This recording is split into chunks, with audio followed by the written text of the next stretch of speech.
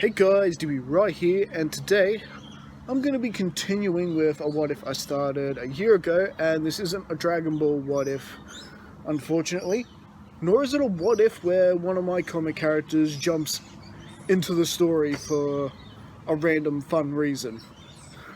This is what if Alice survived Friday the 13th Part 2, Part 2? Yes. This is the second edition of what happened if Alice got to survive her untimely encounter from the events of Friday the 13th Part 2. And well, thanks to her surviving, at least a good 50% of the counselors that were killed in Friday the 13th Part 2 survived. I do recommend you guys check out Part 1 if you haven't seen it. And because it's been so long since I've updated it, you may have forgotten what's happened in the story. So, yep, go back and check out Part 1. Part 2 will be right here waiting. So, continuing where Part 2 left off, which pretty much is where Part 3 pretty much begins, is, well, Jason has managed to escape. However, Alice is quickly on the trail hunting for Jason. And, well, the shop owner and his wife, who also live at the shop, end up pretty much being killed off by Jason, just like they are in the start of the film. And we get to Chris and the rest of her friends are now heading up to I believe his name's Kevin, his nice big house and barn that's right in the middle of Camp Crystal Lake, but supposedly out of the way from everybody else.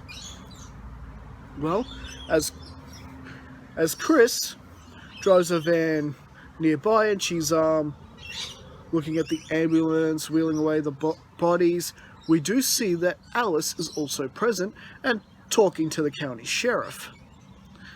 And the county sheriff is basically warning her to not get involved. Just get yourself home. She's already been involved in one incident, actually 2 incidents involving Jason, and now the sheriff is warning her not to get involved with anymore, or he will arrest her. Alice, of course, pretty much scoffs at this and is pretty much notices the van with Chris and her friends going by, and very well decides to move on, hopefully continuing to track Jason, whose trail has pretty much gone cold at this point, which means he is somewhere indeed in the area. And Alice is just gonna have to do her best to track him down. Now, moving a little bit ahead of the film, everyone is relaxing and having a good time at this nice secluded spot by the lake. And well, the only one who's having a hard time relaxing right now is Chris, who's been seeing things ever since she arrived. Strange things. And well, even managing to get a glimpse of, well, as we know later in the film, to be Jason hiding out in their barn. And, well, things aren't going easy for her, especially when you got Shelley with his ridiculous practical jokes trying to scare everybody. But I guess Shelley doesn't know Chris's history in Crystal Lake, for she has come back here to more or less face her fears, as it were. And well, So while Kevin and Chris go off on their own, you've got Shelley and... Well, no, that would actually be a bit before that, actually. Shelley and, I guess you could say, his date, end up going into town for some supplies, where they have that little run-in with that little motorcycle gang. And, of course, she's, I am bad with names with the characters of this show. But yes, one of the bicycle gang members ends up taking Shelley's wallet, and Shelley's date is asking for it back, and she's being a bit stubborn, trying to make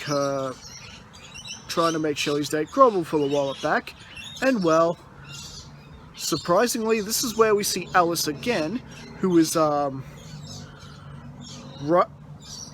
actually the person in front of the motorcycle gang member, who basically intimidates her into giving Shelley back the wallet, or Shelley's date, either one, and they're able to pay for their supplies and get out. And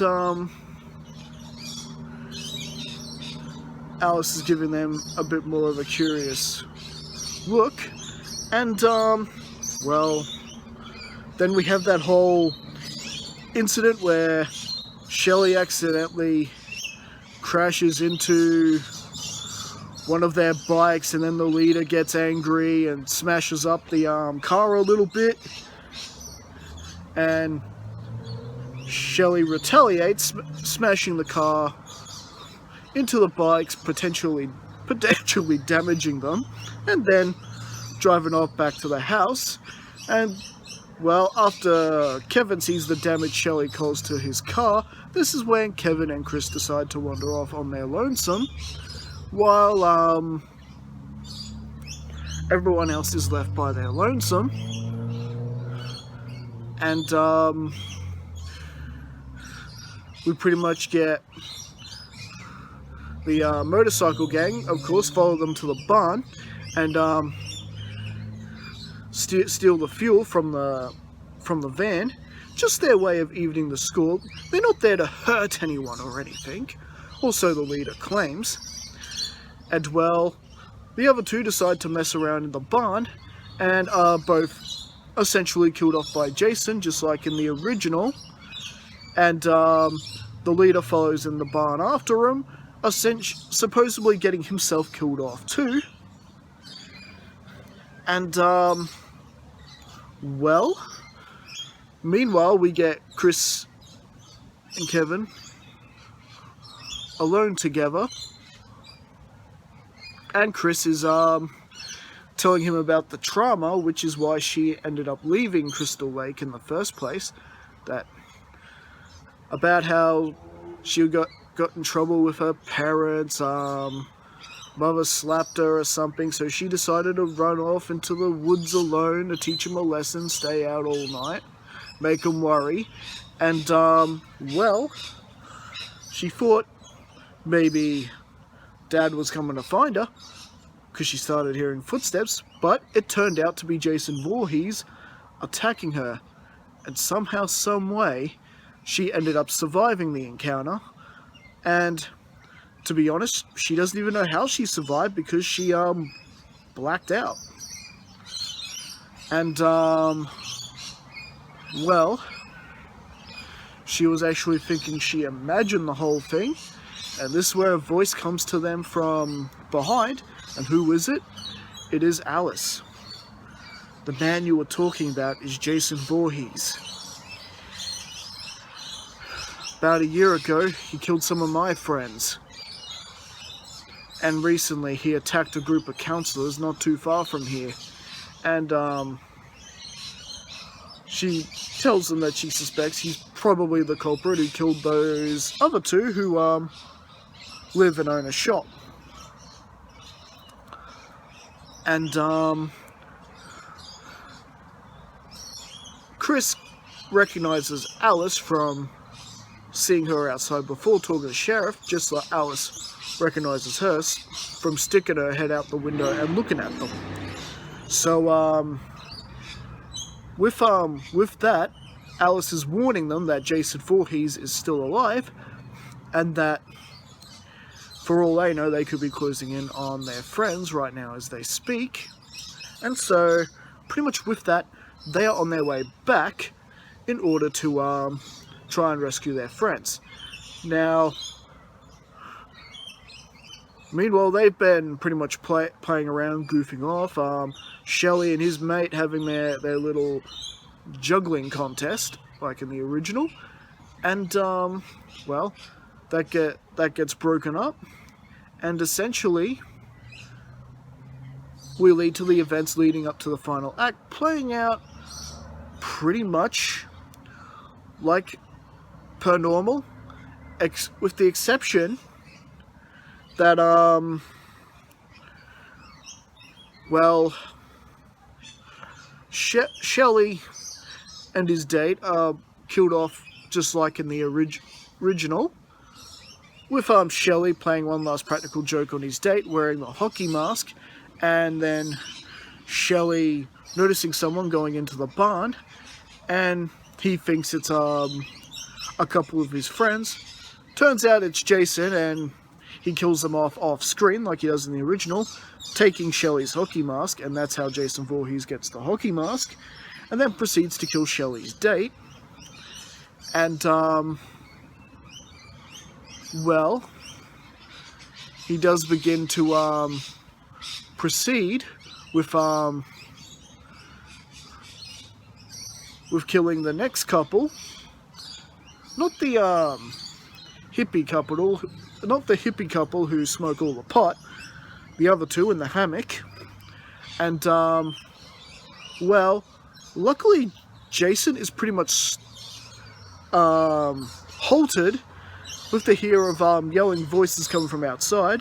It is Chris, Kevin, and Alice who have returned to pretty much get them away from there. Just get them out of Dodge in case Jason is indeed here. And well, they do discover the bodies of Shelley, and I think Michelle's the Shelley's date now, if I'm not mistaken. Michelle or something like that, or is it Renee? I don't even know. I'd have to watch the movies again. To get their names. But we all know who I'm talking about. And so pretty much with that, we've got them basically regrouping. However, Jason is able to attack him by surprise and essentially kills the boyfriend from the pregnant girl's boyfriend off. You know, the guy who's walking on his hands and toes, and Jason takes him out that way. But no, it happens, a surprise attack from out in the open, and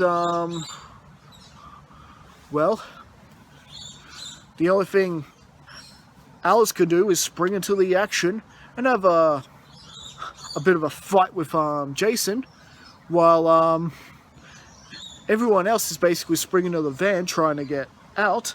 But as we know, the fuel tank was siphoned off, but it's alright, it's got a backup reserve fuel tank. But just like in the original, it ends up stuck on the bridge, and so they're heading back. There's no sign of Jason or Alice anywhere, and so they're pretty much grabbing any weapon they can in order to defend themselves from in the barn. So there's maybe a chainsaw lying around. We know there's an axe and a pitchfork and things like that lying around, and this is where the gang discover the bodies of the gangsters. And then, well, Jason comes out from under the stack of haze, from behind the stack of haze, grabbing Kevin and attacking him. But before Jason can get the killing strike in, the leader of the motorcycle gang springs into action, and he has this bit of a brawl with Jason like in the original, ultimately ending up dead much like in the original. And well, from there everyone is pretty much ganging up on Jason, and including actually managing to knock him off the upper floor of the barn, knocking him straight down to the floor, where he is laid just straight down there at the feet of Alice, who has her own machete, and she is hacking away into Jason and hurting him pretty bad, and that basically hits him hard enough that the mask comes off, and Chris is terrified, and just seeing the hideous face of Jason Voorhees again from back there has got her shaken up. But after seeing Jason still plenty of fight left in him, is fighting back, Chris Higgins digs deep, gets that last bit of courage, axe in hand, and swings it into Jason's face, much like she does in the original. And Jason goes down, believing him to be dead. Kevin, basically leaving that Kevin, Chris, and their Chris's pregnant friend, and yes, even the two hippies managed to survive Jason this time around. It's just thanks to Alice being there, and thanks to Alice, Kevin, and Chris hurrying back to the camp, they're able to warn at least a good percentage of those who are still alive, and were able to mass a gang-up attack on Jason and ultimately overpowering him. And well, this is pretty much where part 3 leaves off. And well, just like the sheriff said, he does indeed arrest Alice. He did warn her not to interfere. And well, I think this will set up a very peculiar and interesting part 4, as everyone else is getting their wounds checked out in the hospital. And I think that's where we're going to leave things. So what do you guys think? Did you enjoy this part of the story?